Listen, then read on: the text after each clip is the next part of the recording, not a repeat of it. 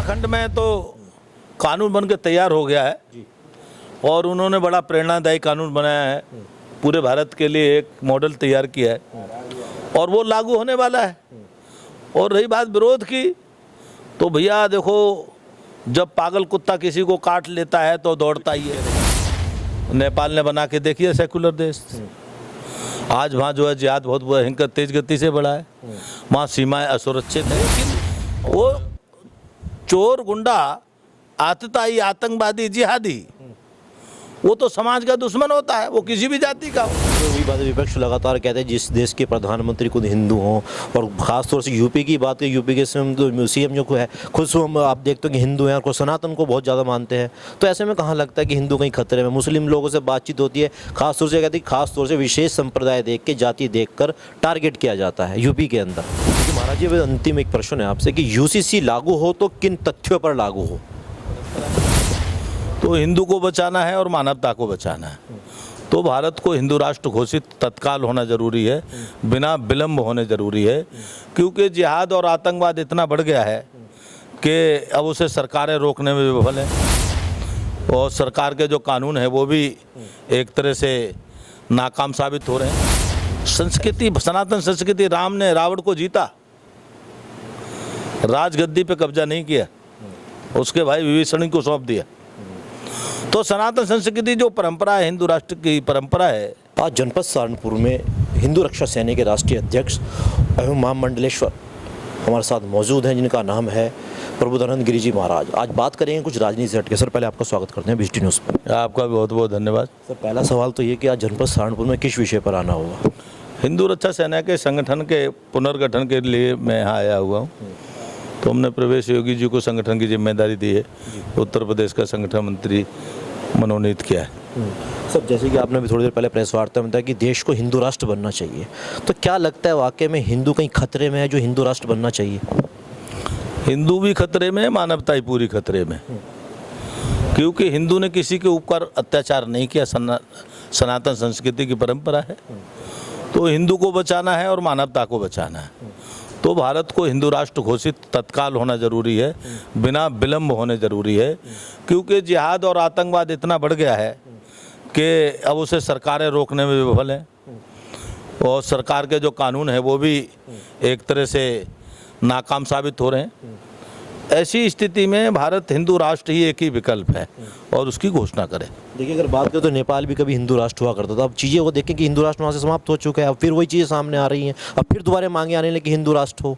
तो क्या संभव है कि हिंदुस्तान में जब हिंदू राष्ट्र होगा तो ये चीज़ें खत्म होगी? जैसे आप बता रहे कि हिंदुओं पर कहीं ना कुछ उत्पीड़न होता है आज भी। आप भी ठीक कह रहे हैं, नेपाल ने बना के देखिए सेकुलर देश, आज वहाँ जो है जिहाद बहुत भयंकर तेज गति से बढ़ा है, वहाँ सीमाएं असुरक्षित हैं और अब हम लोगों को महसूस हो रहा है कि जब हम हिंदू राष्ट्र था तो शांति थी। तो हिंदू राष्ट्र ही एक विकल्प है।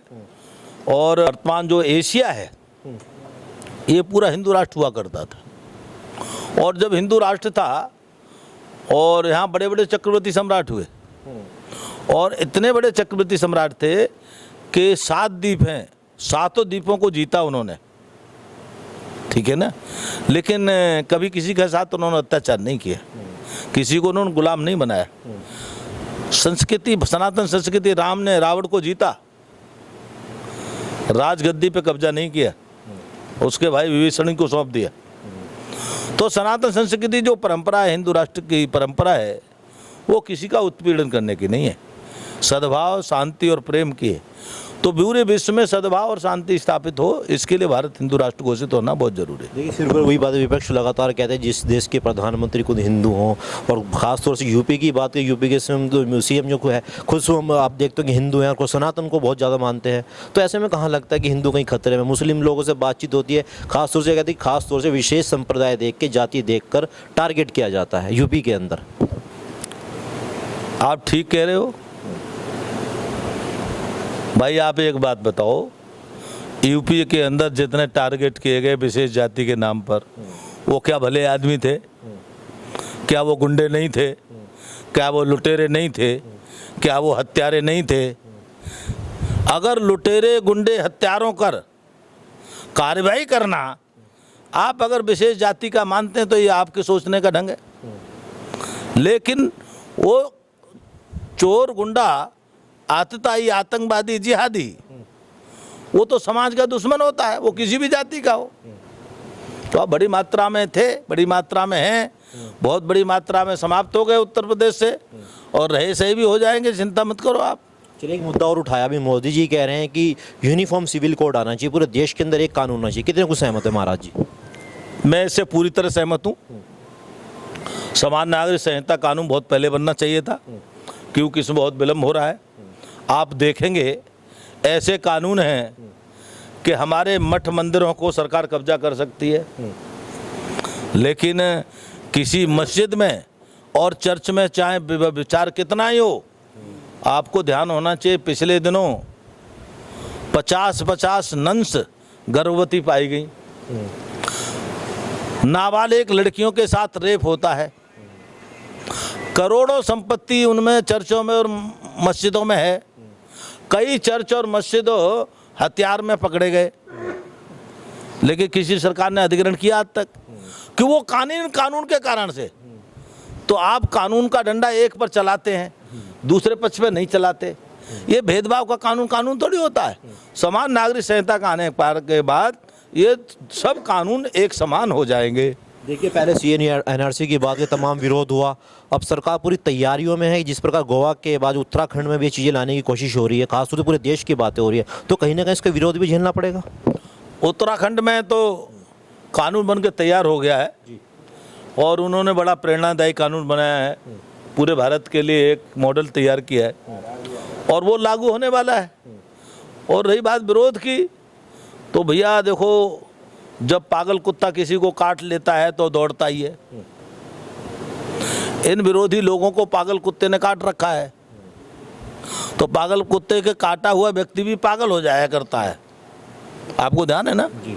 तो सेकुलर नाम के पागल ने इनको काटा हुआ है, जो सेकुलर नाम का कुत्ता है, इससे पागल है। अब पागल रहेंगे तो पागल पे फिर हम थोड़ी कूदेंगे जा करके, या हम पागल के पास जाएंगे तो हमें भी खा ले, क्योंकि पागल भी किसी को खाएगा। महाराज जी, अभी अंतिम एक प्रश्न है आपसे कि UCC लागू हो तो किन तथ्यों पर लागू हो? उसका तो सीधी सी बात है, उसमें एक ही महत्वपूर्ण विषय आना चाहिए। जो सिविल के कानून बने हुए हैं, जिसमें टेम्पल एक्ट अलग है, टैक्स एक्ट अलग है, मैरिज एक्ट अलग अलग हैं, तो ये सारे एक हो जाए, एक ही लागू होगा। समान रूप से कोई भी कानून है, सब पर समान रूप से लागू होगा। जब भारत में ये कहते हुए आप भेदभाव नहीं होना चाहिए, तो भेदभाव तो कानून कर रहा है। कानून के द्वारा संपूर्ण भेदभाव समाप्त होना चाहिए। जैसे अगर आप अधिग्रहण को रखना चाहते हो, तो फिर मस्जिद और चर्च भी आने चाहिए अधिग्रहण में। अगर उसे आप नहीं रखना चाहते हो तो सबको छूट दो।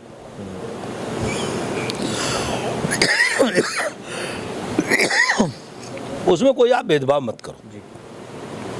देखिए, हमने कई लोगों से बात करी, कल मुस्लिम लोगों में बीच में गए, तो कहीं ना कहीं इन चीज़ों का विरोध कर रहे हैं कि अगर ये कानून आएगा तो कहीं ना कहीं सड़कों पर उतरना पड़ेगा। कैसे देखते हैं? ऐसा है,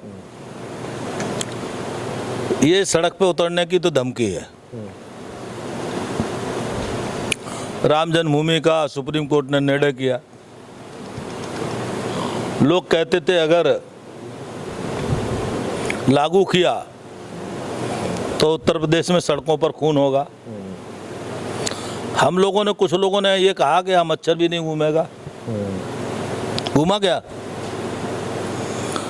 आज जो है 2 साल में भगवान राम लला का भव्य दिव्य मंदिर बनकर तैयार है, 24 में उद्घाटन है। कहीं कोई मच्छर मरा देखा? ये तो गुंडागर्दी की धमकी है, और सरकारों को गुंडागर्दी की धमकी से नहीं डरना चाहिए। जी, धन्यवाद बहुत बहुत आपका। तो ये थे हिंदू रक्षा सेना के राष्ट्रीय अध्यक्ष पूर्वानंद गिरि जी महाराज, जिन्होंने तमाम 2024 को लेकर और UCC को लेकर तमाम बेबाकी से अपनी राय रखी।